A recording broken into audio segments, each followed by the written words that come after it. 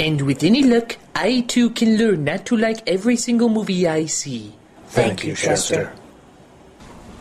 Hello, I'm the Nostalgia Critic. I remember it so you don't have to. And...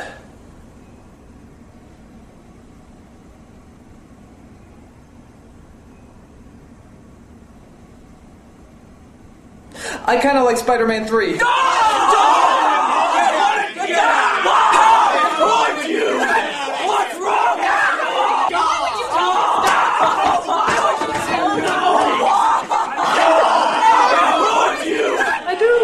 Spider-Man 3! Well, okay, let me rephrase that. I like it about as much as I like the other Spider-Man movies. Which, let's be honest, people, are stupid, stupid movies. I mean, I love them, I really do. In the same way that I love the first two Superman movies, even though they were goofy. But they're just straight up silly. Then again, what do you expect when your main character looks like this? Or even this? I guess I didn't understand why the last film got so ridiculed when it seemed like the other two movies had just as many weird moments. Granted, they all had some good action scenes and they did address the dilemmas of being a superhero, but are we just going to ignore the really dumb moments? All those strange scenes that had us wondering if they were supposed to be funny or dramatic? It's hard to tell sometimes, isn't it? We hear about the guilt a college boy feels having maybe caused the death of his uncle, immediately followed by a giant octopus man putting together a death machine. Don't always go hand in hand, do they? These movies may be fun, but they were pretty loopy, too. Then I'm here to count down the top 11 weirdest moments in the Spider-Man movies. Why top 11? Because I like to go one step beyond. So, sit back and enjoy the top 11 dumbest Spider-Man moments.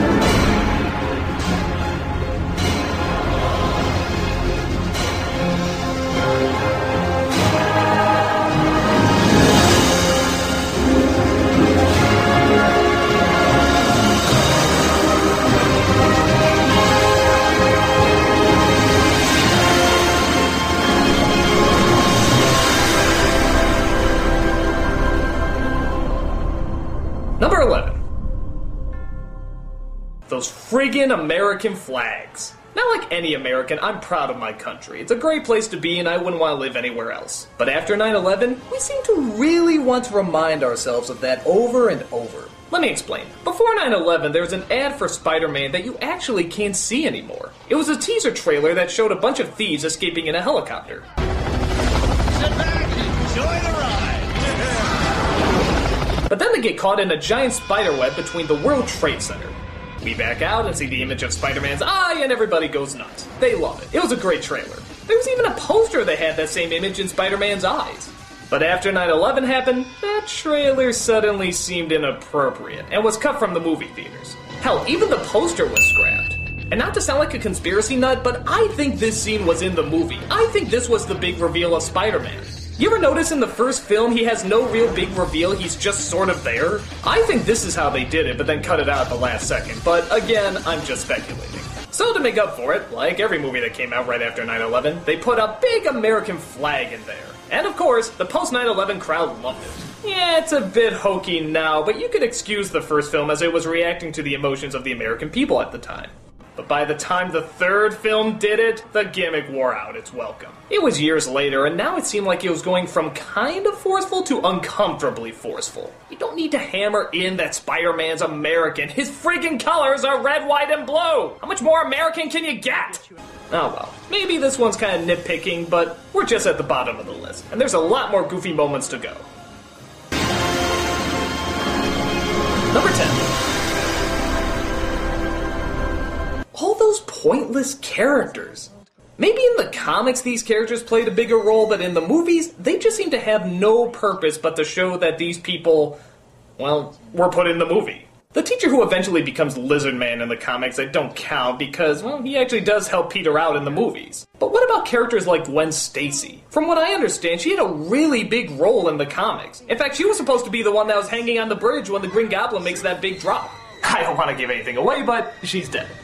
In the movie, she's just sort of a throwaway character. Yeah, Peter dates her for a second, but then she just vanishes. It'd be cooler if maybe she was the first girlfriend and then maybe Mary Jane comes in, but I'm probably thinking too hard about it. How about Dr. Octopus's wife? You'd think her death would have like a huge impact on him, but he's like, My Rosie's dead. whatever, I can get another one. Now how about that killer son thing I was working on? But the biggest one to me has to be the astronaut from Spider-Man 2. This guy is not only an astronaut, but he's also the son of Peter's boss, Jameson, and he's also marrying Mary Jane. Those are some big-ass qualities about him. And what do you remember about him? Not a goddamn thing. You'd think this guy would be really interesting, and probably play a big part, seeing what an impact he makes on everybody. And I guess he really doesn't make an impact on anybody. Mary Jane and him share maybe 2 scenes together. Him and his father don't share any scenes together. And we never see him do anything space-related. What was the purpose of this guy? Just someone for Mary Jane to leave? That's pretty weak. Actually, I always thought maybe he was gonna be Venom. Wouldn't that make a lot of sense? You could have him go into space, find this thing, and then have it get attached to him. And he would have reason to go after Peter. He stole his woman. It'd be a lot better than getting that dweeb from that 70s show and hastily putting a backstory together for him. At least this guy did have a backstory going, even if it did lead to no character. Hell, Bruce Campbell was more developed than him. That is, all 3 of them. Oh, and there's also the landlord's daughter, the newspaper lady, the Green Goblin's butler, Mary Jane's parents. All of them have little to do with anything. And when they do, it either leads to nothing or just comes out of nowhere. I think a guy who dresses up like a voodoo pincushion is enough to hold a movie, guys. You don't need to develop all these characters, or, if you do, actually develop them! Number 9. The extras in Spider-Man 2. Sort of a weird thing to comment on, but have you ever noticed how hokey the acting was in Spider-Man 2? Not really from the main actors, they held up okay. I'm talking about the extras, the people in the background. I don't know, they just never seem to talk right to me. It's a web. Go, Spidey, go! What is she, Spidey's girlfriend? And for that matter, does she kind of look creepy to you? She friggin' looks possessed. Go, Spidey, go! How about that weird guy in the elevator? Looks uncomfortable. It gets kind of itchy. It rides up in the crotch a little bit, too.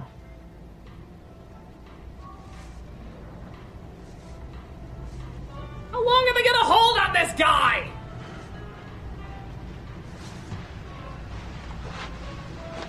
Cut! Remember that weird bank teller? Oh, that boy of yours is a real hero. It's ironic because he's Spider-Man.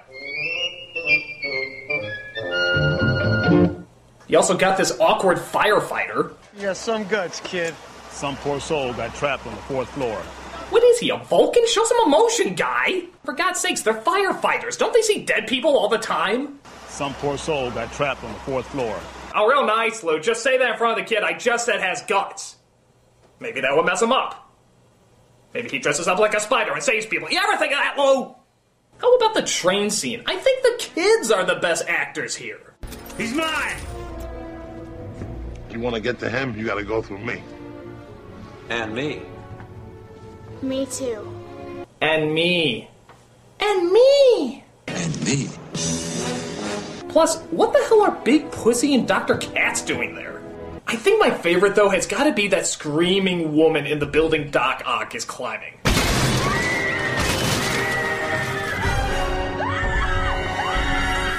arm! A robotic arm! Apocalypse! Speaking of which, that's another possessed-looking face, isn't it? I don't know. Maybe another nitpick, but the extras in this movie just never seem natural to me. But again, this is a movie with an 8-legged doctor. How natural can it get? Shame on you. Number 8. The effects in Spider-Man 1.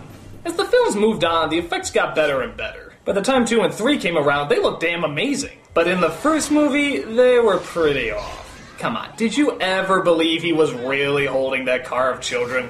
Look at the Green Goblin. Did you ever believe he was really there flying around? I think the action figure looked more realistic. How about when Spider-Man was first jumping? It looks like a reject from the Toy Story movies, doesn't it? Now, some things were cool, like the Spidey sense and even 1 or 2 moments of him swinging around. But most of the time, I just felt like I was watching the video game for the movie as opposed to the actual movie itself.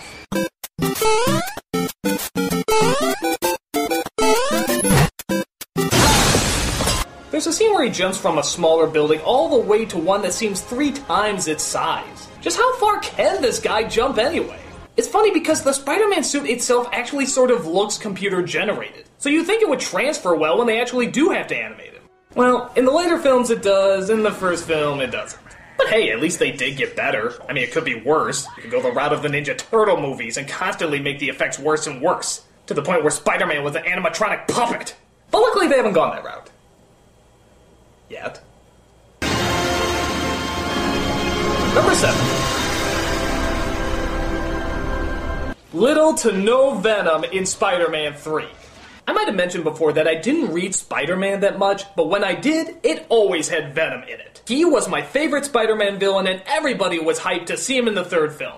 I'll admit I thought Topher Grace was a weird choice, but when I saw him in his role, I don't think he did that bad. Nothing great, but nothing terrible. And of course, when Venom finally did pop up, he looked great. The sharp teeth, the gooey black skin, he was a little scrawny, but he still looked great, and it was wonderful to finally see him on the big screen. For a whole 10 minutes! Like everyone else, I was pissed at how little screen time Venom got. In the comic, the suit tortured him, it tore him apart, but he was hopelessly addicted to it. That alone could fill an entire movie. But instead, he's mixed in with a ton of other wrestling plot points that he's only given a few minutes at the end. And even then, most of the time, his face is peeled back. Yeah, he has sharp teeth. Great, go back to the monster! I'd probably be okay with it if I knew they were going to bring him back for a sequel, but no. Spidey nukes the bastard and we never see him again. The flying spider balls! They should have just held off putting him in this movie, or maybe ended with the transformation of him and build it up for the next one. But no, he's there for a second and then Venom goes, BOOM! What a fucking load! The one Spider-Man villain I think everybody wanted to see, and he gets nudged to the side by Emo Peter. Oh yeah, we'll get to him later. I guess it was good to see him, especially seeing how they're not continuing this particular story chain anymore. But man, like everyone else, I wish I could have seen a lot more of him. Not in that way! Oh, you'd like that, wouldn't you? Number 6. That cock tease romance. Okay, so Peter has the hots for Mary Jane. Whoop-de-doo. What does he do? Acts like a pussy and never talks to her despite the fact that he lives right next door to her. How is that possible? She's got a boyfriend, but he breaks it up because, I don't know, he's a fucking idiot. Does Peter move in? No. His best friend does. They continue to make googly eyes at each other until finally Mary Jane breaks up with the best friend, just as his father fucking dies. Ouch. So now Peter moves in, right? No. He's afraid that if his enemies find out who he is, they'll try to kidnap her to get to him. Well, that's okay. Your stupid old aunt is for that. She's been held hostage more time than a video game princess. So she hooks up with that astronaut guy who's so charming with his one fucking line, and then Peter acts like he's interested again. She gets proposed to and even says yes, but still wants to be with Peter. Which is great because he wants to be with her. Oh wait, now he doesn't. Business first, bitch. So she finds out who he really is, and they agree they should stay separate because of the danger involved. But then she says, fuck Neil Armstrong, I'm gonna go with the pussy in the red pajamas. When he warns her about all the danger she could be in, she points out that even before she knew he was Spider-Man, she was getting fucking kidnapped all the time. So might as well have the sex. They finally get together, only to have Harry blackmail her into breaking up with him. Why? Because he'll kill Peter if she doesn't. But did she just forget that Peter and Spider-Man are the same person? Just tell the friggin' idiot! Go up to him and say, hey, Harry's got his memory back. He's right over there. Beat the shit out of him. The end. But no, she breaks up with him, and never explains why. What a shame! He was gonna marry her, and they were gonna live in, I don't know, an even bigger closet. But that's okay, another random kidnapping will solve that. He saves her life, of course, and they end up dancing. Did any of this bring them closer together? I don't know, but seriously, you two need counseling!